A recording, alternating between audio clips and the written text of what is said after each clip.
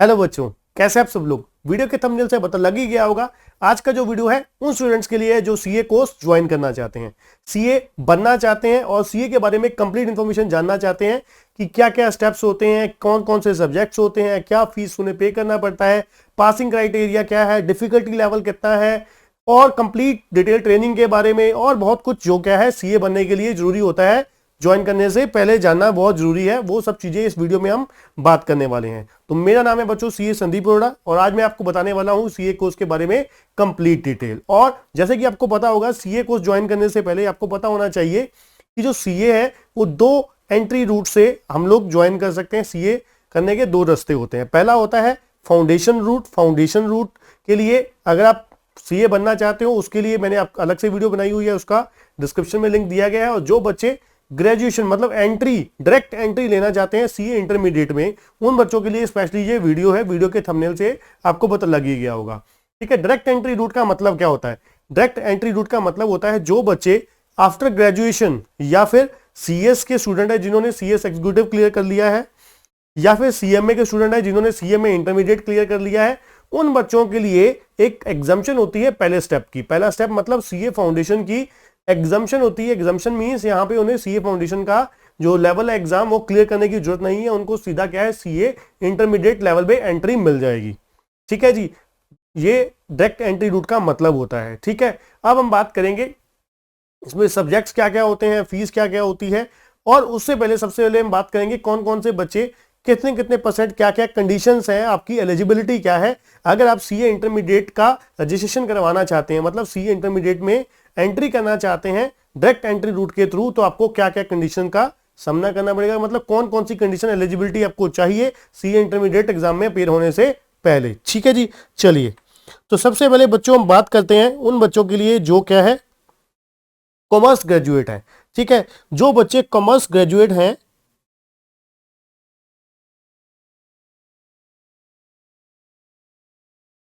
जो बच्चे commerce graduate हैं या पोस्ट ग्रेजुएट हैं, उनको कम से कम 55% चाहिए। मतलब क्या है, अगर आप सीए इंटरमीडिएट में रजिस्ट्रेशन करवाना चाहते हैं तो आपको कम से कम आपके 55% मार्क्स होने चाहिए आपकी बीकॉम में या एमकॉम में। ठीक है जी, या एमबी अगर आपने की हुई है तो और अदर ग्रेजुएट जो हैं, अदर ग्रेजुएट या अदर पोस्ट ग्रेजुएट हैं, उनको क्या है कम से कम 60% चाहिए। मतलब क्या है, जो बच्चे, जिन बच्चों का क्वेश्चन होता है कि क्या नॉन कॉमर्स स्टूडेंट, जो नॉन कॉमर्स स्ट्रीम से बच्चे आए हैं, क्या वो सीए बन सकते हैं? सीए अगर करना चाहते हैं वो कर सकते हैं, बिल्कुल हाँ बच्चों कर सकते हो। आपको ग्रेजुएशन में, आपकी ग्रेजुएशन या पोस्ट ग्रेजुएशन में कम से कम आपके कितने मार्क्स होने चाहिए? 60% होने चाहिए। और जो बीकॉम के थ्रू अपना सीए करना चाहते हैं उनके लिए क्या है, डायरेक्ट एंट्री हो सकती है सीए इंटरमीडिएट एग्जाम में। तो आपको क्या है, कम से कम बीकॉम में आपके 55 और उससे ज्यादा मार्क्स होने चाहिए अगर आप सीए इंटरमीडिएट में रजिस्ट्रेशन करवाना चाहते हो। ये आपकी एलिजिबिलिटी है। ठीक है जी, एलिजिबिलिटी आपकी क्या है, कम से कम 55% अगर आप कॉमर्स स्ट्रीम से आए हो, बीकॉम एमकॉम करके आए हो। अगर आप इसके अलावा नॉन कॉमर्स स्ट्रीम से आए हो तो फिर क्या है, आपको क्या है 60% चाहिए सीए इंटरमीडिएट में क्या करने के लिए, रजिस्ट्रेशन करवाने के लिए। दूसरा, अब जैसे कि मैंने आपको बताया, जो सीएस एग्जीक्यूटिव जिन्होंने एग्जाम किया हुआ है क्लियर, या फिर जिन्होंने institute of cost and management accounting that is CMA का इंटरमीडिएट लेवल पास किया हुआ है। ठीक है, इंटरमीडिएट लेवल मतलब सीएमए इंटर पास की है आपने या फिर सीएस एग्जीक्यूटिव पास की है, तो आपकी डायरेक्ट एंट्री भी हो सकती है यहां पर सीधा ही सीएस एग्जीक्यूटिव में। जैसे मैंने आपको बताया डायरेक्ट एंट्री का मतलब क्या होता है, आपको एग्जाम्शन है सीए फाउंडेशन की, यहां पर आपको एग्जाम्शन है, फाउंडेशन लेवल के एग्जाम जो है वो देने की जरूरत नहीं है, बिल्कुल आपको कुछ पे करने की जरूरत नहीं है, कुछ करने की जरूरत नहीं है। ठीक है जी, अब आगे बात करते हैं यहां पर आपको इंटरमीडिएट में कितने सब्जेक्ट्स होते हैं, कौन कौन से सब्जेक्ट है, क्या पासिंग क्राइटेरिया है। ठीक है, और उसकी रजिस्ट्रेशन फीस वगैरह क्या पे करनी होती है। बच्चों सबसे पहले अगर हम बात करें सीए इंटरमीडिएट की रजिस्ट्रेशन फीस, सीए इंटरमीडिएट की जो रजिस्ट्रेशन फीस होती है वो होती है 18,000 रुपीज। आपको 18,000 रजिस्ट्रेशन फीस पे करनी होती है बोथ ग्रुप के लिए। ठीक है, और आपके पास उसके बाद आपको क्या है एग्जामिनेशन फीस। इसके अलावा जो खर्चा होता है आपका सीए इंटरमीडिएट में वो होता है एग्जामिनेशन फीस। जैसे कि एक ग्रुप की जो एग्जामिनेशन फीस होती है वो होते है 1,500 1,500 रुपीज, और दोनों ग्रुप की 3,000 रुपए। ठीक है जी, और अगर आप सिंगल ग्रुप देना चाहते हो सिंगल ग्रुप भी दे सकते हो, दोनों ग्रुप देना चाहते हो तो दोनों ग्रुप भी दे सकते हो। ठीक है जी। उसके अलावा सब्जेक्ट कौन कौन से होते हैं, अगर हम बच्चों सब्जेक्ट्स की बात करें, यहां पर आपके पास जैसे मैंने आपको फीस का बताया, फीस बोथ ग्रुप की कितनी है, 18,000 है। अगर आप सिंगल पहला या दूसरा देना चाहते हैं, रजिस्टर करवाना चाहते हैं, तो आपको 13,000 करवा सकते हो, 13,000 के साथ, ठीक है जी। उसके अलावा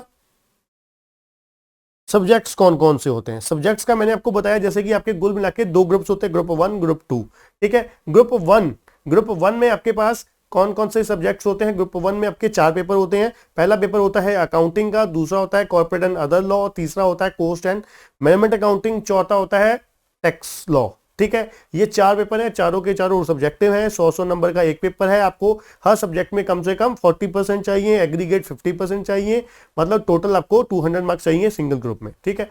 दूसरा अगर हम बात करें सेकंड ग्रुप में सबसे पहले आता है आपका एडवांस अकाउंटिंग, ठीक है जी। पेपर नंबर 5 जो होता है एडवांस अकाउंटिंग का, पेपर नंबर 6 है ऑडिटिंग एंड एश्योरेंस का, और पेपर नंबर जो 7 है EIS और स्ट्रेटेजिक मैनेजमेंट का है, और लास्ट पेपर होता है paper number 8 that is financial management and eco for finance. तो कुल मिला के दूसरे ग्रुप में भी 4 पेपर हैं, चारों 100 नंबर के हैं। कुल मिला के टोटल कितना हो गया, 8 सब्जेक्ट हो गए। सी इंटरमीडिएट में आपके वो क्या है, 800 नंबर के, ठीक है जी। अगर आप सिंगल ग्रुप देना चाहते हो, सिंगल ग्रुप भी दे सकते हो, और हर सब्जेक्ट में जैसे मैंने आपको बताया 100 मार्क्स होते हैं, मतलब पहले ग्रुप के भी 400 है, दूसरे ग्रुप के भी 400 हैं।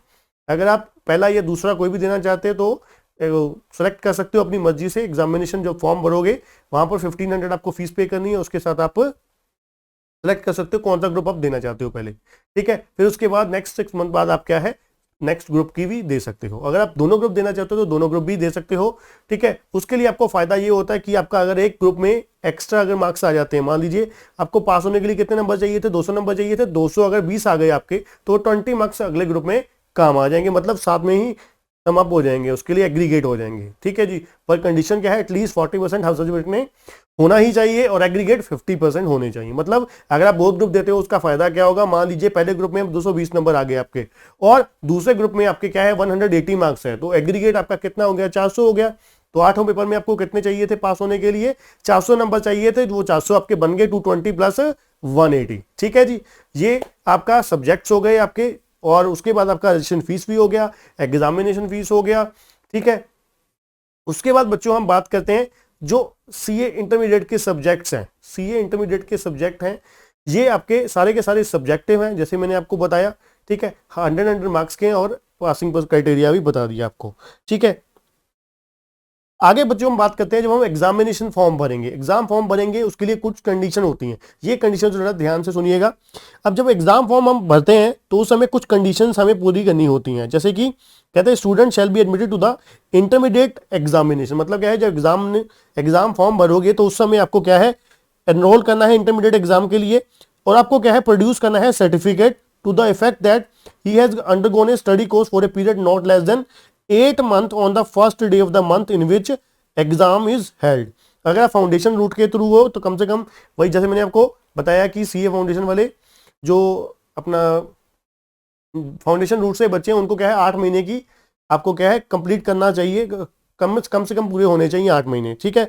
और जो दूसरे बच्चे हैं, मतलब क्या है, जो डायरेक्ट एंट्री रूट वाले जिसके लिए हम बात कर रहे हैं, यहां पर वीडियो बना रहे हैं, has completed 9 month of practical training.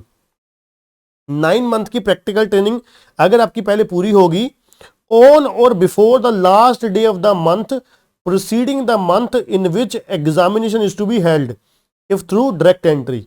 मतलब क्या है, last day of the month proceeding the month in which examination is held. जब मान लीजिए आपके नवंबर में एग्जाम होने हैं, तो नवंबर से पिछला महीना अक्टूबर का होता है, अक्टूबर की लास्ट डे तक, अक्टूबर के लास्ट डे तक आपके कितने महीने की ट्रेनिंग पूरी होनी चाहिए, कम से कम कंप्लीटेड 9 month ट्रेनिंग आपकी पूरी होनी चाहिए। 9 महीने का आपका जो प्रैक्टिकल ट्रेनिंग कुल मिला के आपकी 3 साल की होती है बच्चों। ये प्रैक्टिकल ट्रेनिंग कब स्टार्ट होगी, जब आप सीए इंटरमीडिएट के लिए रजिस्ट्रेशन फॉर्म भर दोगे, ठीक है। रजिस्ट्रेशन फॉर्म भरोगे तो उसके बाद आपको साथ ही क्या करना होगा, एक आईटी ट्रेनिंग करनी पड़ेगी, और साथ में आपको एक ओसी ट्रेनिंग भी करनी होगी, ठीक है। उसके बाद फिर आप रजिस्टर करवा सकते हो, ठीक है, अपने आप को रजिस्टर करवा सकते हो।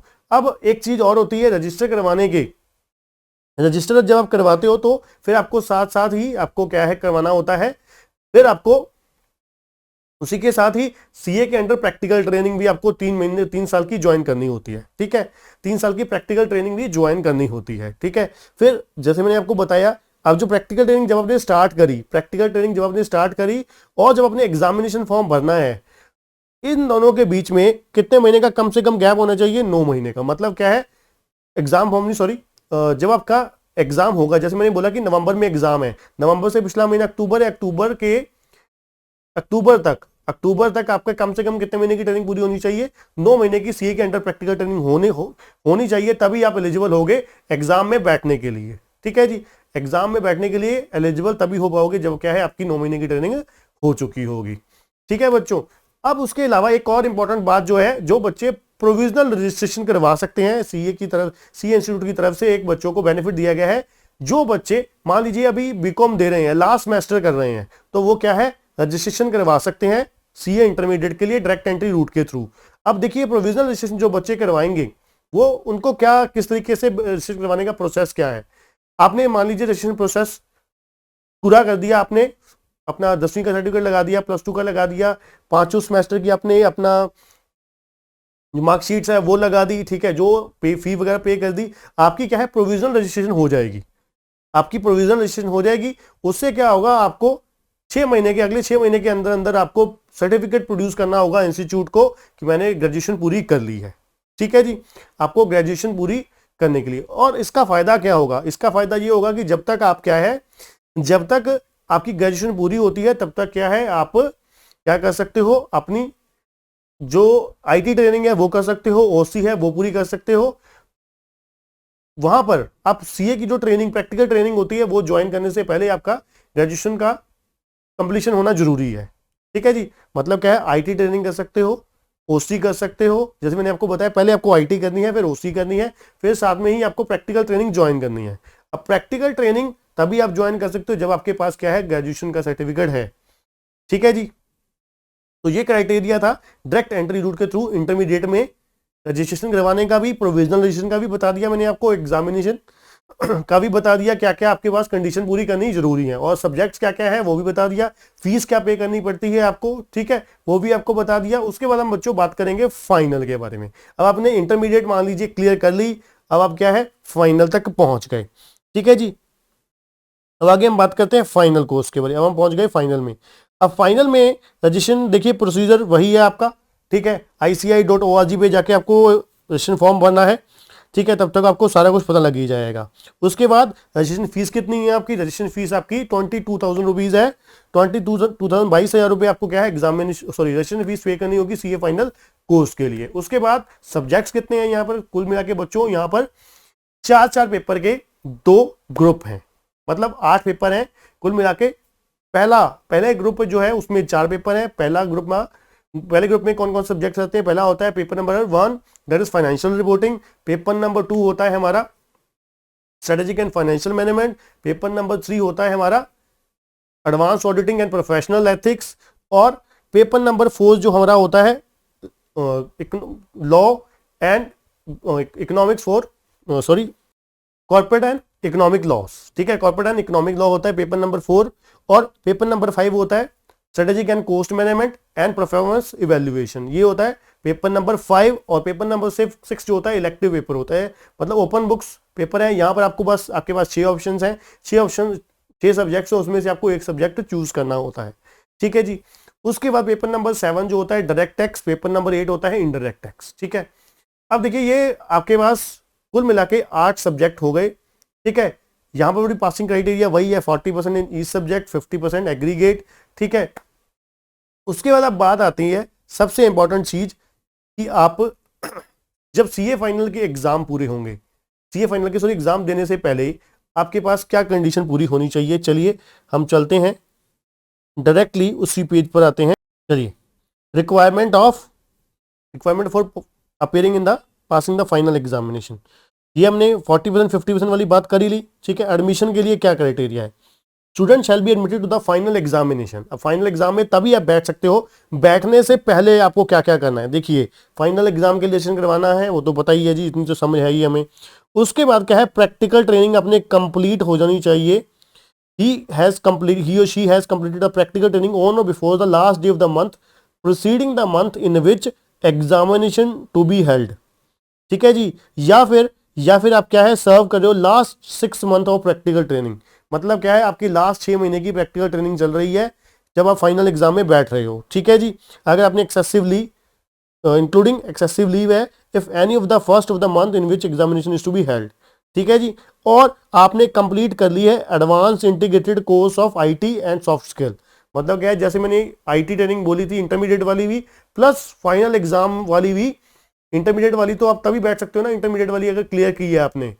ठीक है, इंटरमीडिएट में आईटी ट्रेनिंग है एक प्लस ओसी है ओरिएंटेशन कोर्स। ठीक है, उसके बाद फाइनल एग्जाम में भी आपको क्या है एडवांस इंटीग्रेटेड कोर्स है प्लस सॉफ्ट स्किल की ट्रेनिंग है, ये आप कंप्लीट करोगे तभी आप फाइनल में बैठने के लिए एलिजिबल हो पाओगे।